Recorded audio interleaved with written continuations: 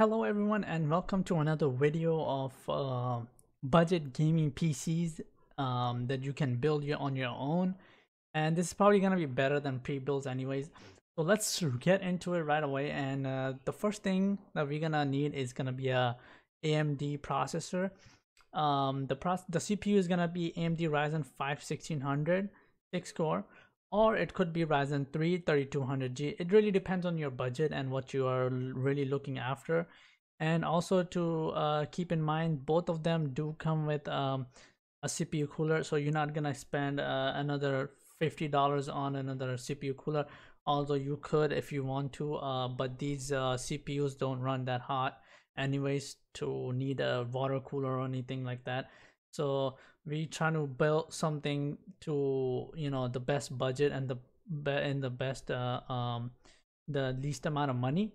So let's get these either of these will be fine, depending on, because the issue with the 1600 AMD Ryzen 5 1600 AF, this is the AF version. It's the 12 nanometer version instead of the 14 nanometer, which you could see right here. It's gonna be 12 nanometer. The 14 nanometer is the older version. This is the newer version, which is why I would recommend this one too. And it is 6 core, so if you could find the Ryzen 5 1600, if you could find this one anywhere else for like 90 or $100, that'll be amazing, and get yourself that. For me, I'm just gonna keep it Amazon and Amazon only, so that's gonna be just how it's gonna be. The AMD Ryzen 3 3200G is also not a bad CPU if you're just looking to just throw it on there and get the most performance as you can, you know, paired with a GTX 1660 Super, which is gonna be our GPU for this build, and it's gonna be probably the best one out there for the price and performance. You could play 1440p or 4K or 1080 high settings games with this, definitely. And yeah, you don't have to get the particular model that I'm looking at, but because this was the cheapest one and the best looking one, or the best company, you could get this same one. I'm just gonna drop the links of every item, every part in the description, and you can get the same thing as I'm showing. And yeah, and let's move on to our RAM. And our RAM is gonna be LOY DDR4 RAM, 16 gigabyte, 8 gigabytes RAMs. And you would want to make sure that you don't get a 116 gigabyte DIMM, since dual channel memory tends to be a lot faster and better than single memory channel. So, and you also want to make sure that it's gonna be at least 3000 megahertz, like somewhere around there, because or higher, 3000 or higher, because you don't want to get anything lower than that, since AMD does take a lot of performance from the faster memory, and it will just help your frame rates and gaming performance in the long run all the time. Let's move on to our power supply. And power supply is not particularly that of amazing power supply, but keep in mind we're trying to build the best gaming PC for the best amount of money, or the least amount of money. So this one, we're gonna take it to Thermaltake 500 watt AT plus rated power supply, and this is gonna just get the work done for the best money and the best for performance. You don't really need anything higher than this, but although you could go for this another power supply, which is 600 watts. It's semi-modular and also 80 plus bronze. You could go for this. It's gonna be $20 more. It really depends on your budget. If you have the money to play with, 15, 20, $50 or somewhere on that, so you could get this one.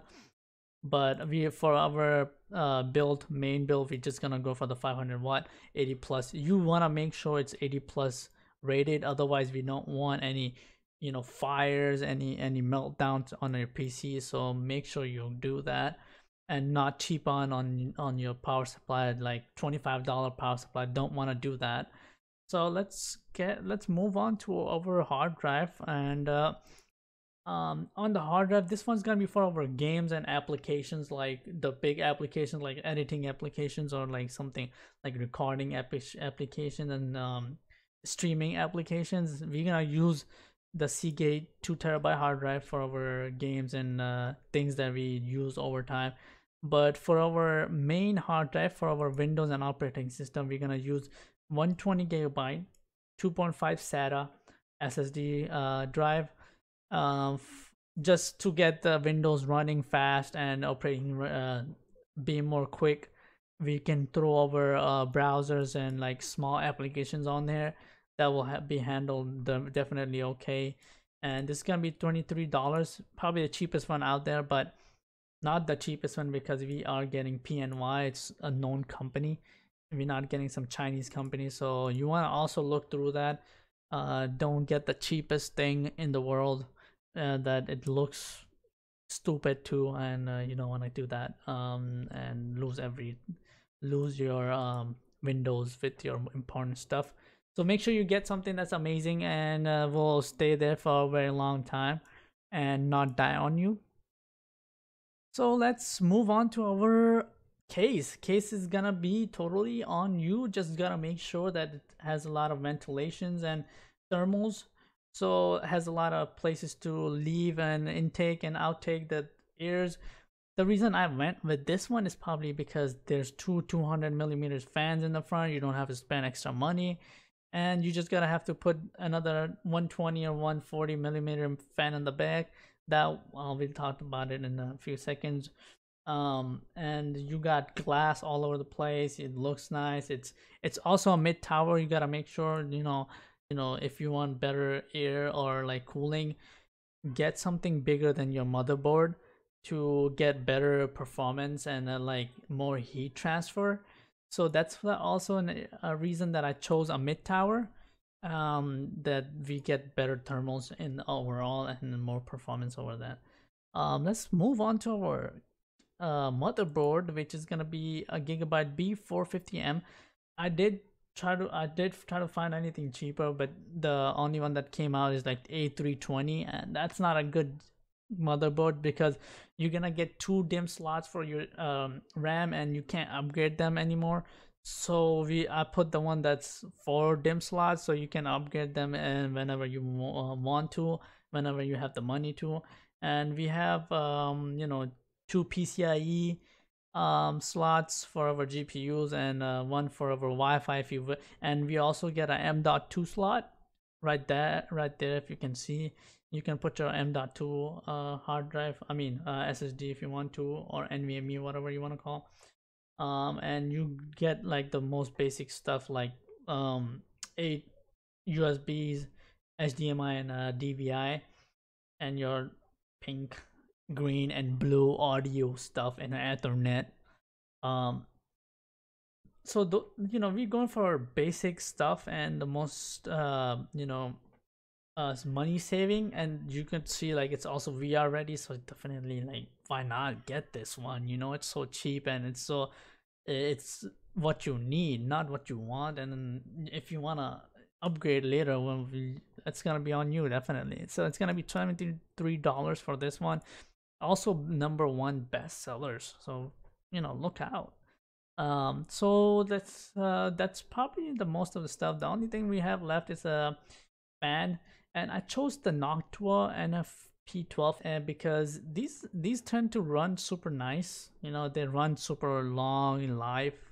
We do have a CPU cooler. Just remember that the AMD does comes with the CPU cooler, so you don't need that.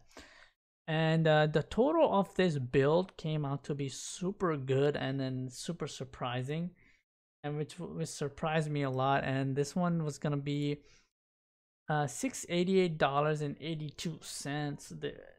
Yeah, this is probably the best one that I ever built, like the most budgeted gaming PC, custom gaming PC, and we have everything that we would need. for the price that we got. Honestly, guys, just go for these things. I put 3200 Gs because we can't find the 1600, but um honestly, it could come back to stock by the time I put this on YouTube or anything. But yes, that's definitely all, guys, and make sure you drop a like, comment below what you think, and what would you change, what would you customize and put different from the build I put in, and uh, give us suggestions. Yeah, subscribe, like, comment, and I'll see you in the next video.